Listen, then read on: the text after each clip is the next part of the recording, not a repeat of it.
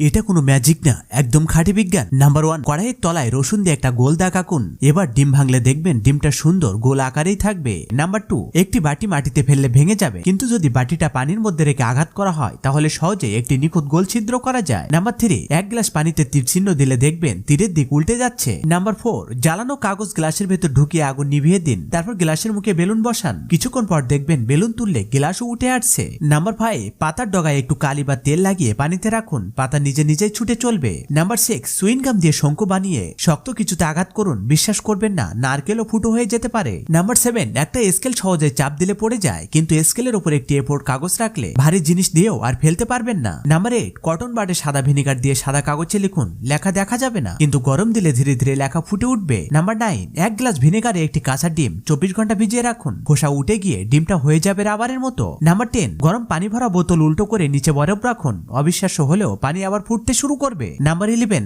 আপেলে কাঠি ঢুকিয়ে বারবার আঘাত করুন, দেখবেন আপেল ধীরে ধীরে উপরের দিকে উঠছে। নাম্বার 12, একসাথে দুটো ডিম ঘোরান, যেটা বেশি সময় দ্রুত ঘোরে ওটাই সেদ্ধ ডিম। নাম্বার 13, স্ট্রোকে 1/3 অংশে ভাঁজ করে পানির বোতলে ঢোকান, অবিশ্বাস্য হলেও বোতল তুলে ফেলতে পারবেন। নাম্বার 14, বোতলে চাল ভরে একটি কাঠি ঢুকান, এবার বোতল তুলুন, সহজে উঠে যাবে। নাম্বার 16, কাপের মুখে আঙুল ভিজিয়ে ঘষুন, দেখবেন কাপের উপর রাখা দাঁত কিলিটি নড়ছে। সবশেষে অনুরোধ থাকবে আপনি কোথা থেকে দেখছেন সেটি কমেন্ট করে জানান এবং লাইক, সাবস্ক্রাইব ও ফলো করতে ভুলবেন না।